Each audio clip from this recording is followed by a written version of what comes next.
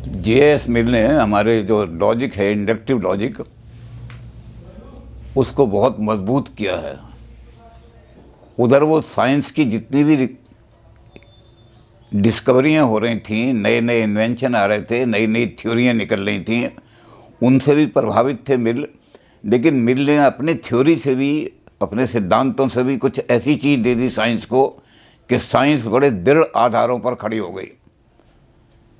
कल हम उसी की चर्चा कर रहे थे कि एक तो उन्होंने कहा कि जो लोग ये मानते हैं कि काज कोई चीज़ है, एक तत्व है, वो अब तक गलती यही करते रहे हैं कि काज कोई एक तत्व है, उसका हमारी पता नहीं हमारे ब्रेन में है या कहाँ है। लेकिन इसने कहा कि काज कोई एक चीज़ नहीं होती, काज तो कलोकेशन ऑफ दी कंडीशंस है।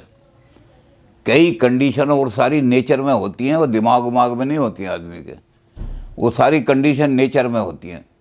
हमें नेचर से उन कंडीशन को देख करके देखना चाहिए कि ये कंडीशन तो कॉज में और कंडीशन में अंतर बता करके उन्होंने साइंस को बड़े प्रबल लॉजिकल आधार दिए कि ये कॉज नहीं है, ये one of the conditions of the cause है, जो भी कॉज होगा। अब उस कॉज को कैसे संबंध हम देखें, पहचानें, कैसे पता लगाएं कि क्या चीज़ क्या कॉज है,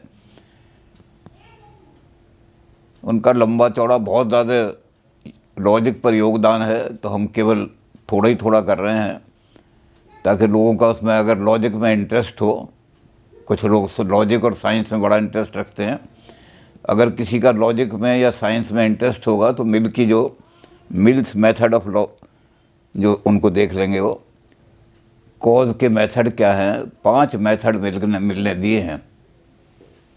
उन मेथड के आधार पर आप कॉजल संबंध को एस्टेब्लिश कर सकते हैं। इन्होंने मिल की बात को भी मना कर दिया कि मिल जो कहता है कॉज तो पता ही लगता है, तो साइकोलॉजिकल एसोसिएशन बना लेते हैं हम, और कॉज नाम की कोई चीज़ दुनिया में नहीं है। तो मिल को तो उसको ह्यूम को तो बिल्कुल ही खंडन कर दिया। कॉज तो है भाई, तुम कॉज का सही नहीं अर्थ नहीं समझे। तुम एक कंडीशन को कोई कॉज समझते रहे कि उसके साथ बस के साथ एक गाड़ी जा रही है, वो उसका कॉज बना लिया। वो तो कई कंडीशन देखनी चाहिए थी। तो अब वो सारी कंडीशन और कॉज को अलग अलग करके मेथड बता रहे हैं। कॉज को यहीं खोजो दुनिया में, कोई दिमाग उमाग में ए प्रायोरी नहीं है, ट्रांसेंडेंटल नहीं है कॉज कोई कि आपने ट्रांसेंडेंटल बना दिया उनको कि ये हमारे 12 जजमेंट हैं, उसमें एक कॉज एंड इफेक्ट का भी जजमेंट होता है। तो इन्होंने 5 मेथड उसके लिए दिए हैं। उनको डिटेल में जो पढ़ना चाहें, बड़े रोचक हैं लेकिन बहुत गहरे हैं वो, साइंस वालों के लिए। आज सारी साइंस उन मेथड को ले रही है। तो पहला मेथड उन्होंने दिया, method of agreement. If A comes then B shall follow. Cause की परिभाषा ये है कि वो necessary antecedent of the effect है। ये मेथड है आपका एग्रीमेंट का मेथड। एंटीसीडेंट होगा, पहली चीज़ तो कंडीशन ये है कि वो एंटीसीडेंट होगा, कॉज हमेशा पहले आएगा, इफेक्ट बाद में आएगा। ये इन्होंने डेफिनेशन दे दी। दूसरे उन्होंने कहा कि वो ऐसी चीज़ है जो नेसेसरी, ज़रूरी आएगा। ये मेथड ऑफ एग्रीमेंट में है, ज़रूरी चीज़। अगर वो नेसेसरी नहीं आ रहा तो हम उसको एग्रीमेंट नहीं मानेंगे। तो इन्होंने कहा ए ये एंटीसीडेंट है, followed by B. Wherever there is A there is B also. B उसको फॉलो कर दो, वेयर एवर। तो इन्होंने कहा जहाँ कहीं ए हो वहाँ बी ज़रूर आएगा। ये मेथड ऑफ एग्रीमेंट है। A B. बारिश ज़मीन गीली, बारिश ज़मीन गीली, बारिश ज़मीन गीली। तो उन्होंने कहा कि ये नेसेसरी एंटीसीडेंट है। इसको सारे को उसकी कई कंडीशन उन्होंने लगाई हैं बहुत सारी कि मेथड ऑफ एग्रीमेंट में क्या चीज़ देखना चाहिए, ऑब्जर्वेशन है, एक्सपेरिमेंट सारे। तो मेथड ऑफ एग्रीमेंट पहला मेथड है। कॉज को एस्टेब्लिश करना चाहते हैं आप, कॉजल रिलेशन देखना चाहते हैं, तो पहले मेथड ऑफ एग्रीमेंट लाओ। अब उन्होंने कहा एग्रीमेंट तो वो भी हो सकता है, जैसे वो ह्यूम बता रहे थे कि भाई एक गाड़ी 40 साल से बस जा रही है बर्मिंघम की तरफ, और उसके पीछे पीछे एक कार कोई जाती है जो डाक लेकर के जाती है। एक आदमी जिसकी दुकान है चौराहे पर वो देखता है कि बस आई बर्मिंघम की, अब वो डाक वाली गाड़ी भी आने वाली होगी। लेकिन एक दिन ऐसा होता है कि वो डाक जो है, डाक की गाड़ी फेल हो जाती है कहीं, तो अब उसके मन में एकदम घबराहट हो जाती है कि बस तो आई, डाक क्यों नहीं आई। वो ज़बरदस्ती उनमें कॉजल रिलेशन बनाए बैठा हुआ है, बस आएगी तो डाक वो गाड़ी ज़रूर आएगी। एग्रीमेंट का मेथड यही कह रहा है कि जहाँ जहाँ बस होगी वहाँ वहाँ गाड़ी, जहाँ जहाँ बस होगी वहाँ वहाँ गाड़ी। तो गलती से हम ऐसी चीज़ ना बना लें, इसलिए दूसरा मेथड क्या होगा, मेथड ऑफ डिफरेंस।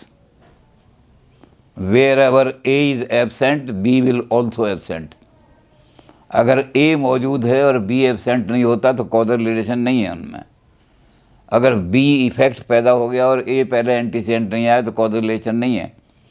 तो मेथड ऑफ डिफरेंस बताएगा कि जहाँ वेयर इज़ ए नहीं तो बी हो रहा है, ए नहीं तो बी हो रहा है, ये डिफरेंस देखेंगे हमने।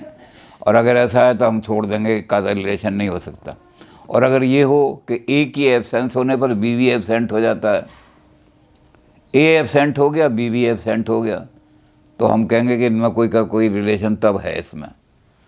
तो ये मेथड ऑफ डिफरेंस बताया उन्होंने, इसको देखो भी बहुत सारा काम करने के लिए। ये भी लंबा चौड़ा मेथड है, क्योंकि अब ये तीसरा मेथड ऐसा है कि दोनों को लगा करके देखो। कुछ जगह तो मेथड ऑफ एग्रीमेंट लागू होगा, क्योंकि दोनों मेथड जो हैं उनमें भी डिफरेंस इन्होंने किया है कि कुछ मेथड तो हैं मेथड ऑफ प्रूफ और कुछ मेथड है मेथड ऑफ डिस्कवरी। साइंस के अंदर साइंस वालों को कहा कि अगर कोई चीज़ डिस्कवर करनी है तो ये मेथड लागू करो, अगर किसी चीज़ को प्रूव करना है कि इनमें कॉजल रिलेशन है तो ये मेथड लागू करो। ये भी लंबा चौड़ा लॉजिक का लॉ है सारा, जो आज साइंस इस पर खड़ी हुई है सारी। तो इन्होंने कहा कि एक काम करो, दोनों को इकट्ठा लगाओ, joint method of agreement and joint method of agreement and difference. India में भी जब हम न्याय कर रहे थे, न्याय दर्शन, तो हमने देखा था इंडिया में भी अन्वय व्यतिरेक, अन्वय का मतलब दो चीज़ें साथ साथ चलती हैं तो उनमें ज़रूर कोई रिलेशन है।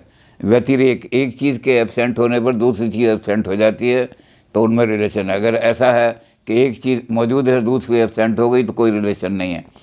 तो ये अन्वय और व्यतिरेक इंडिया में भी थी, और उन दोनों को मिला करके भी हमने किया था अन्वय व्यतिरेकी अनुमान होते हैं हमारे। तो मिल ने भी कहा कि जॉइंट मेथड लगा के देखो, ये भी करके देखो कि जब ए आता है तो बी ज़रूर आता है, ए आता है तो बी ज़रूर आता है। अब ये करो कि ए के एब्सेंट होने पर बी ज़रूर एब्सेंट हो जाता है। ए आया और बी नहीं आया ज़रूर, ये नहीं है कि ए आ गया और बी नहीं आया तो उनमें कोई रिलेशन नहीं। आपने जो एग्रीमेंट किया था उसको छोड़ दो, उसको त्याग दो। तो दोनों मेथड लगा के देखो, एक मेथड उल्टा होगा, एक मेथड सीधा होगा। आपने उल्टा और सीधा जब दोनों तरफ लगा लिया तो आपको कॉजल रिलेशन एस्टेब्लिश करने में आसानी हो जाएगी। तो ये तीसरा मेथड दिया उसने, joint method of agreement and difference. अब कई चीज़ें ऐसी होती हैं कि जिनमें तत्वों को आप अलग अलग नहीं कर सकते। एक तत्व मौजूद है और दूसरा तत्व उसको फॉलो करता है नहीं, तो उनको अलग अलग नहीं कर पाते तत्वों को। तो उन्होंने कहा फिर ऐसा करो, इनको इकट्ठे घटा बढ़ा के देखो, मेथड ऑफ कनकमिटेंट वेरिएशन, सहयोगी परिवर्तन। अब एक चीज़ में 5 चीज़ें हैं मिली हुई, तो आपने उसमें से एक को बढ़ा के देखा कि खाद बढ़ा दो, खाद बढ़ाने से पौधा कितना बढ़ता है देख लिया।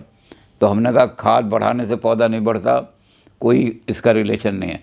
दूसरी चीज़, पानी पौधे में डालो, पौधा कितना पानी मांगता है, अगर पानी के मांगने से कोई असर नहीं होता तो हम एक एक चीज़ को, जो जुड़े हुए तत्व हैं उनको अलग तो नहीं कर सकते, उनको एक एक को कमिटेंट सहयोगी परिवर्तन देखेंगे।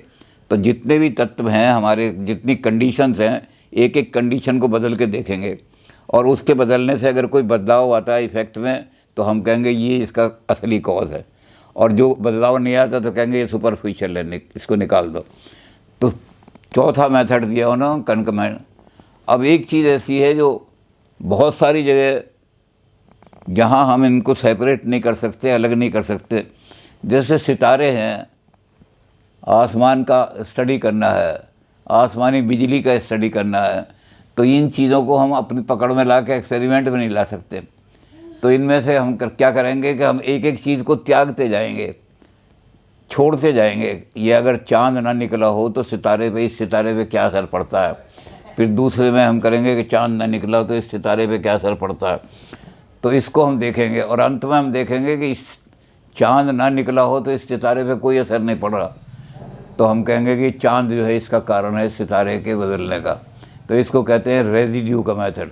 रेजिड्यू का मतलब जो कुछ जैसे हम चाय पीते हैं या कॉफ़ी पीते हैं तो नीचे रेजिड्यू रह जाते हैं, तिलछट रह जाती है।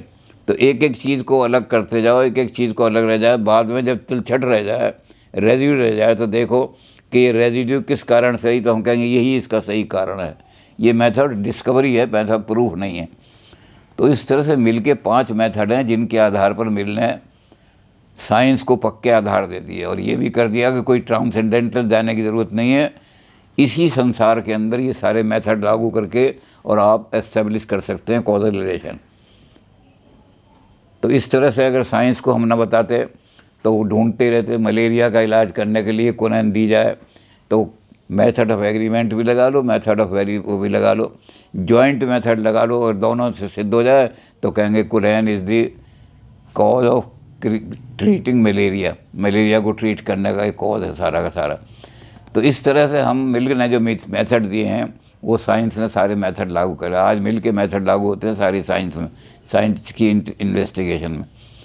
तो मिल का काम जो है बहुत, क्योंकि मैंने कहा बड़ा लंबा चौड़ा काम है, मिल के सारे मेथड जो हैं उनको बड़ी डिटेल के साथ जो स्टडी करना चाहते हैं मिल के मेथड को, लॉजिक को लेकर के, इंडक्टिव लॉजिक को लेकर के स्टडी कर सकते हैं। जिनका साइंस में इंटरेस्ट है, जिनका साइंस में इंटरेस्ट नहीं है उनके लिए ये बोर सिद्ध हो जाएंगे कि हम कॉजल रिलेशन को ढूंढते फिर रहे हैं। लेकिन साइंस वालों के लिए बड़े महत्वपूर्ण है सारे के सारे मेथड। इन मेथड के बिना साइंस आज की साइंस जो है मॉडर्न, वो जितनी तेज़ी के साथ आगे बढ़ रही है वो इन मेथड को यूज़ करके और आगे बढ़ रही है, उसमें मेथड बड़े सहायक हैं।